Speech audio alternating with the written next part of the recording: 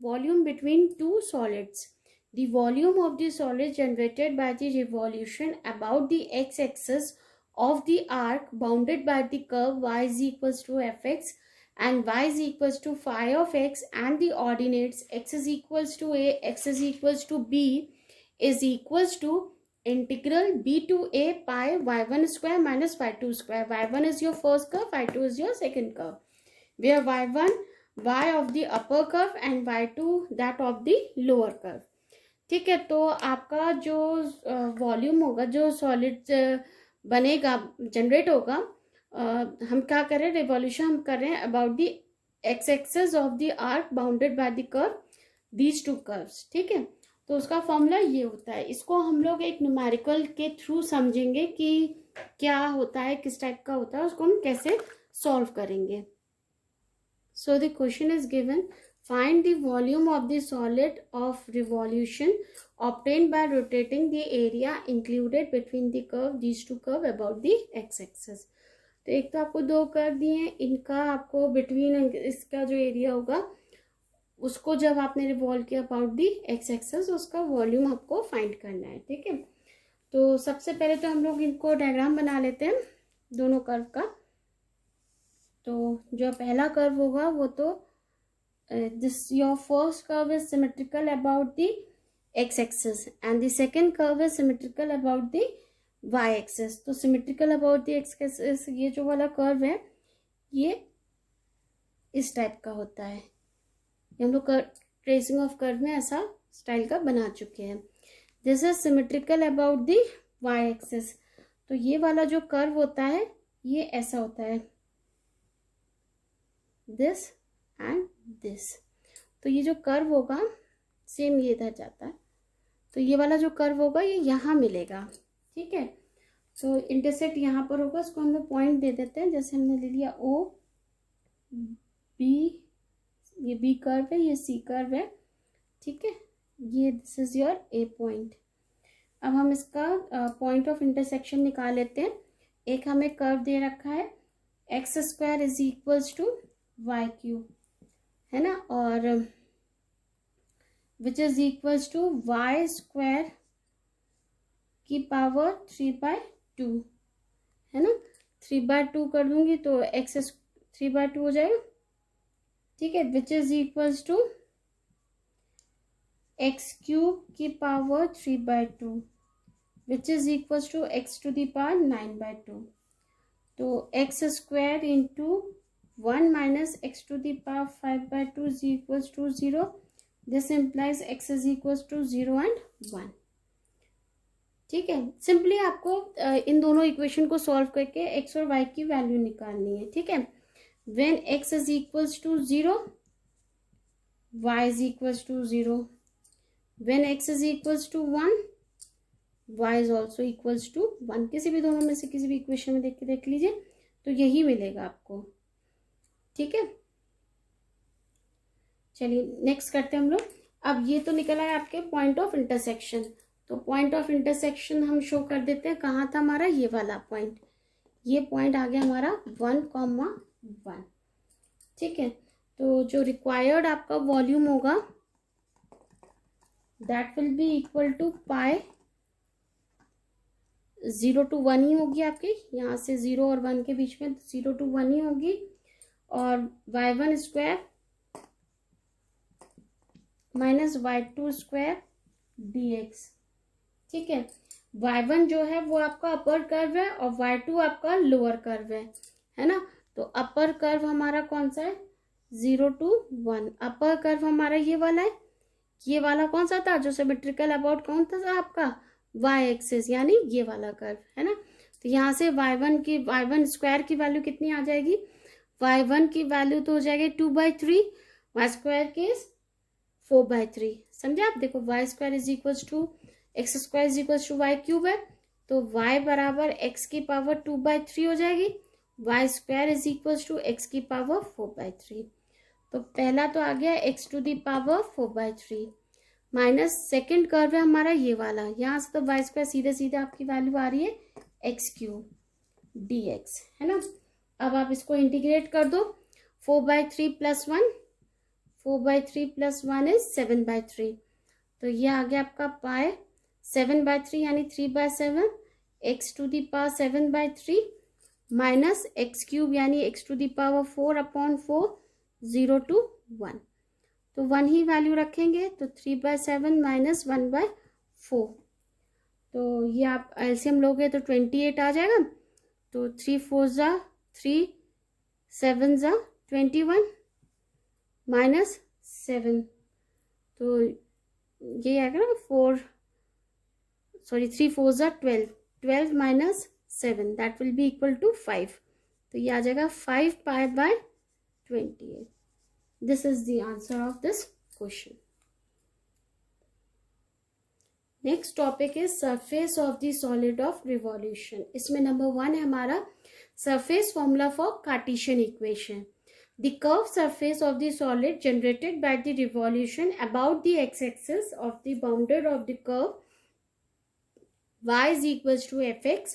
The x-axis and the ordinates x is equals to a, x is equals to b is equals to integral x is equals to a to x is equals to b 2 pi y ds over dx ds, where ds over dx is equals to 1 plus dy over dx का whole square।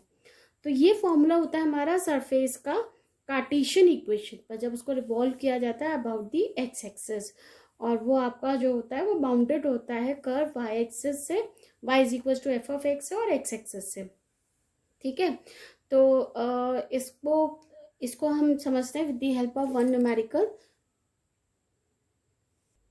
Next question is find the area of the surface formed by the revolution of the parabola y is equals to 4ax about the x-axis by the arc from the vertex to one end of the lattice rectum। देखिए सबसे पहले आपसे पूछा है area of the surface, यानी ये surface area का question है।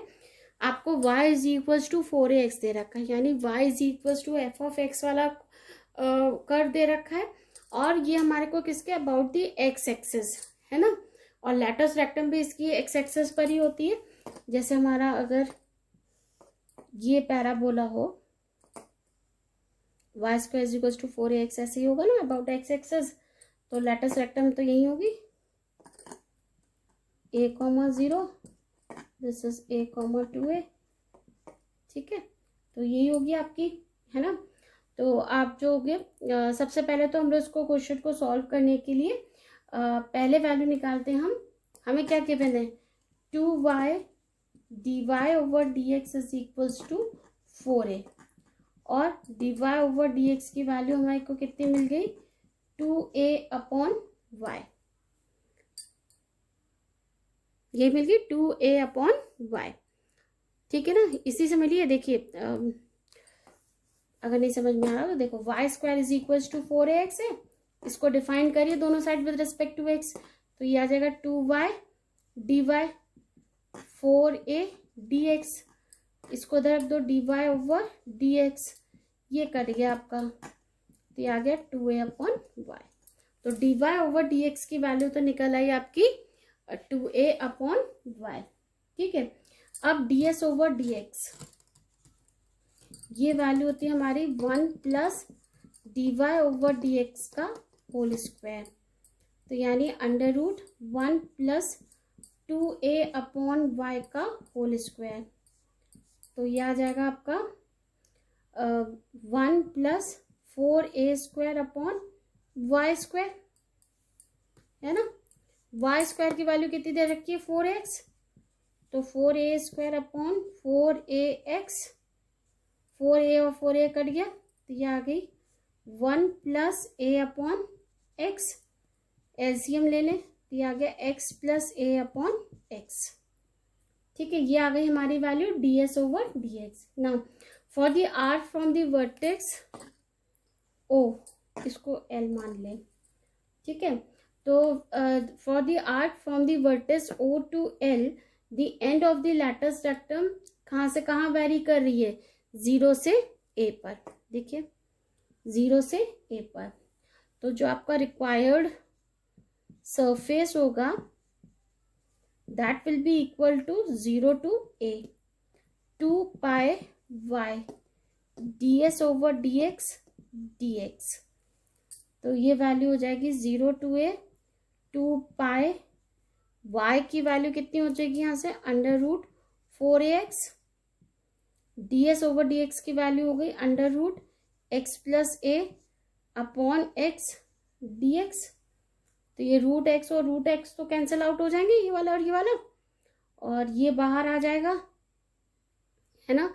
ये 4 तो बाहर आ जाएगा 2, तो 4 पाई, है ना।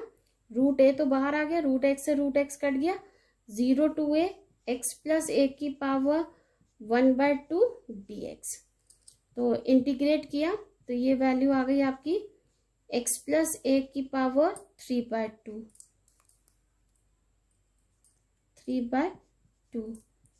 अपॉन 3 इंटू 2, और यहाँ लिमिट लग गई इसकी 0 to a।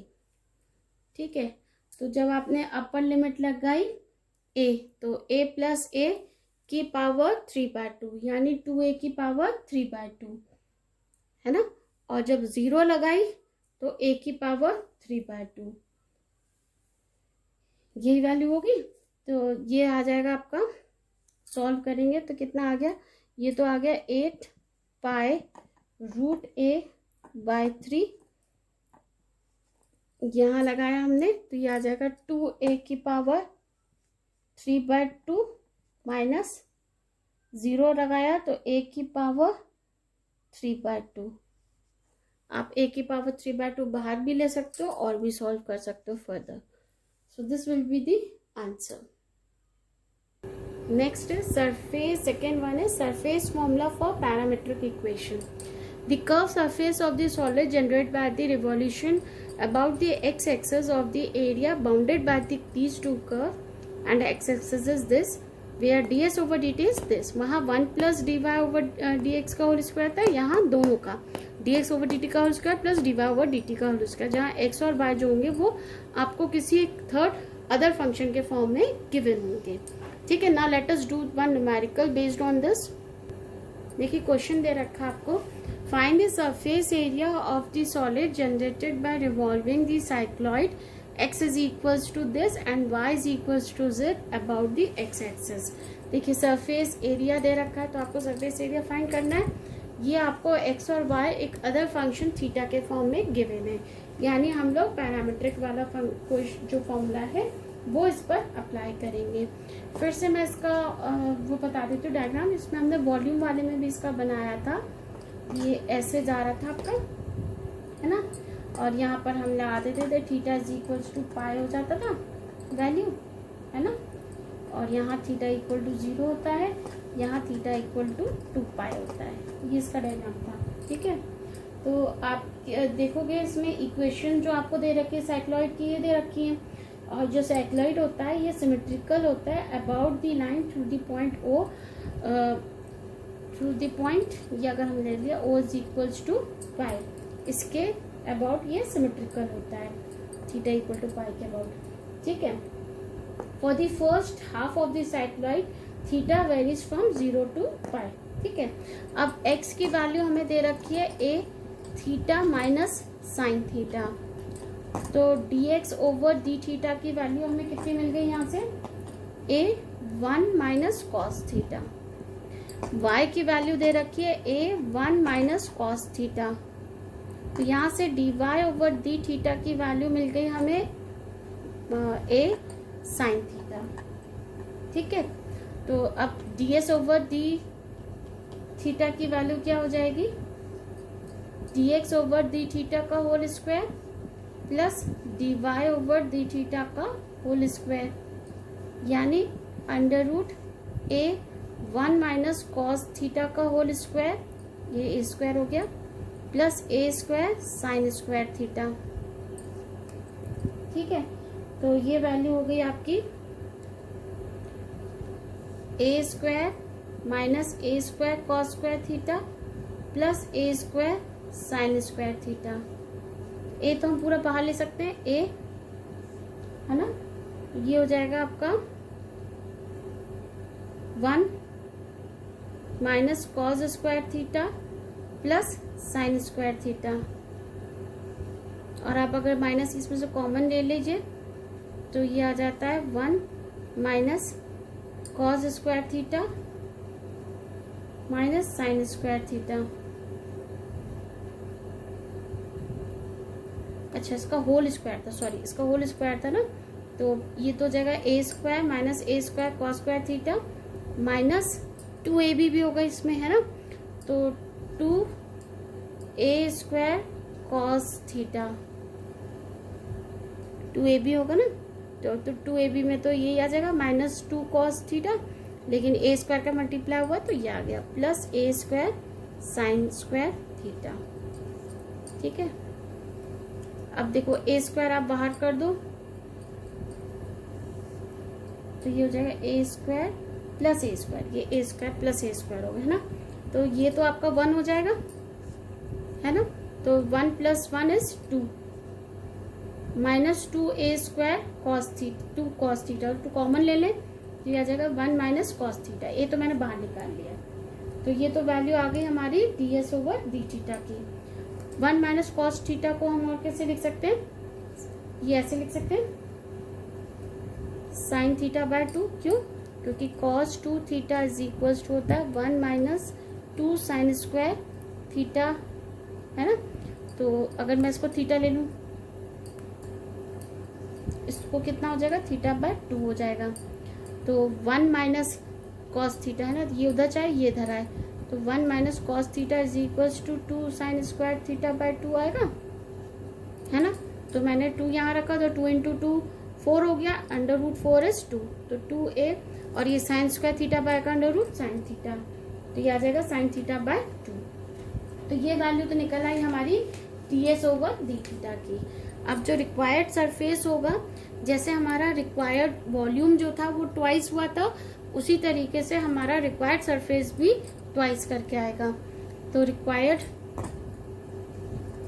Surface is equals to twice, ये 0 से पाई ही ले रहे हैं हम लोग, 2 pi by ds over d theta into D theta. ठीक है, तो ये वैल्यू आ जाएगी आपकी,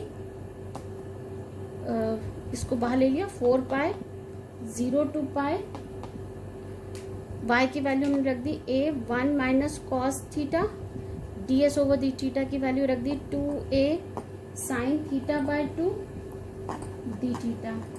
ठीक है, तो ये वैल्यू हो गई आपकी। अब इसको मिटा के यहाँ पे लिख लेते हैं, this will be equal to 4 pi 0 to pi a, इसको भी हम लोग क्या लिख लेते हैं, sine square 2 sine square theta by 2, ये तो वैल्यू वही थी, into 2a sine theta by 2 d theta, है ना। अब लिख लेते हैं लेट, तो ये आपका कितना आ जाएगा, इसको पहले सॉल्व करके लिख दूँ, this will be equal to 4 into 2 8, 8 into 2 16, 16 pi, और ये ए भी दोनों बार चलाएंगे, ए स्क्वायर 0 टू पाई, ये आ जाएगा sine cube theta by 2 d theta.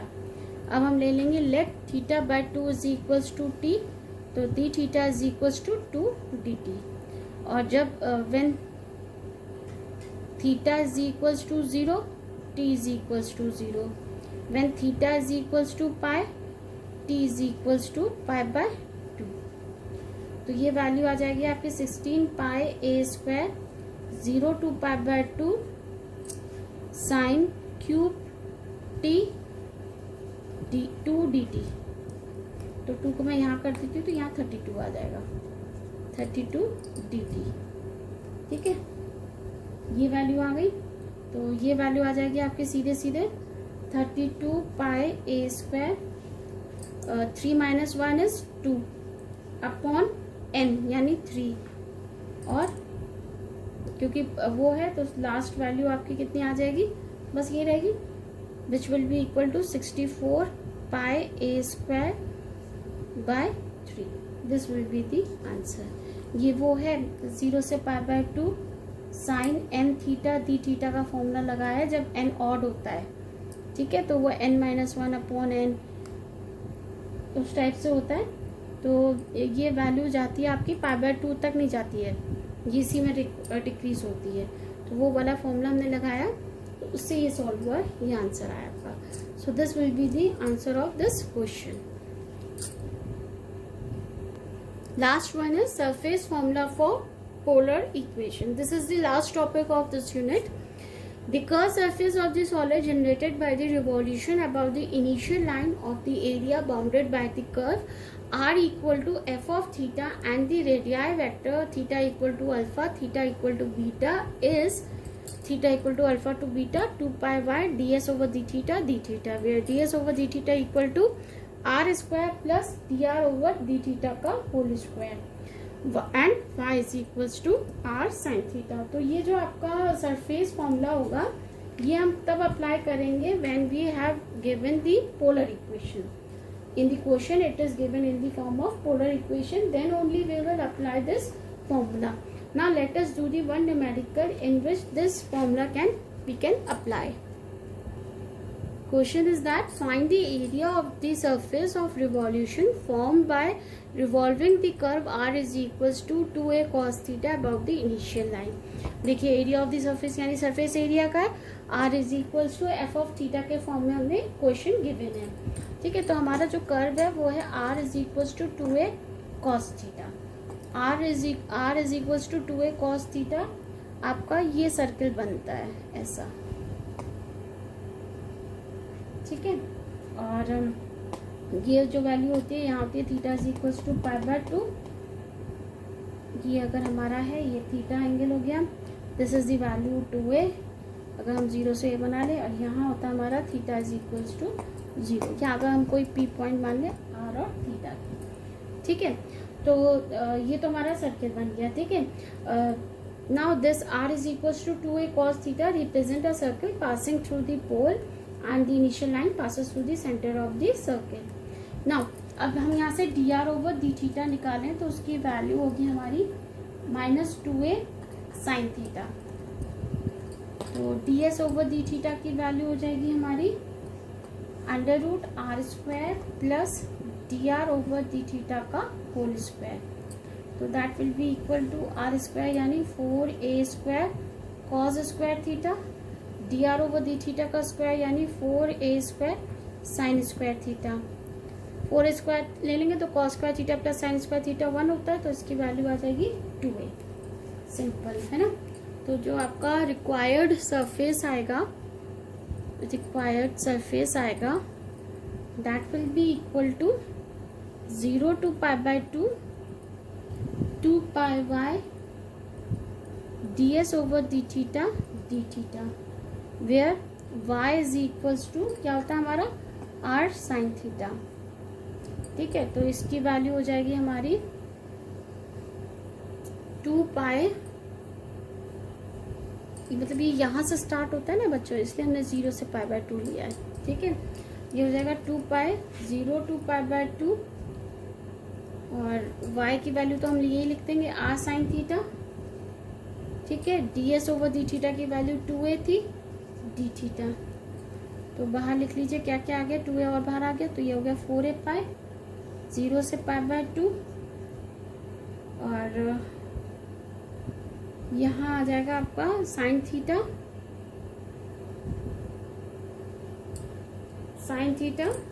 ही बचा खाली, है ना, r साइन। अच्छा, r की वैल्यू हमें रखनी होगी 2a cos थीटा। r की वैल्यू जो हमने रखी 2a cos थीटा, और ये आ गया आपका sine theta d theta. a को भी बाहर निकाल लें तो ये हो जाएगा a², है ना, खाली 2 लिखा रहने दो। 2 sine theta cos theta is sine 2 theta, तो ये हो जाएगा 4a² pi 0 to pi by 2, ये आ जाएगा sine 2 theta d theta. Sine theta का इंटीग्रेशन होता है माइनस कॉस थीटा, तो minus cos 2 theta upon 2, limit 0 से पाई बाय 2। जब अपर लिमिट लगाई पाई बाय 2 तो 2 से 2 कटा, क्या आया आपका कॉस पाई, है ना, और जब आपने लोअर लिमिट लगाई 0 तो ये वैल्यू हो जाएगी आपकी 0, कॉस 0 इज 1। ठीक है, तो ये तो बाहर ही ले लिया हमने, तो ये वैल्यू आ गई आपकी 4a² पाई बाय 2। जब हमने पाई बाय 2 रखा तो कॉस पाई की वैल्यू -1, माइनस लोअर लिमिट जब आपने 0 रखा इसकी वैल्यू, तो वो भी वैल्यू आपकी कितनी हो गई 1, -1। माइनस मैंने इधर वाला बाहर ले रखा है, तो -1 माइनस माइनस -2 इंटू -4 इज +8, और ये 2 इस 2 से कट गया, माइनस माइनस से कट गया, तो ये वैल्यू सीधे सीधे हमारी कितनी आ गई 4a² by. This will be the answer of this question, and this is the last topic of this unit. Now this unit has been completed.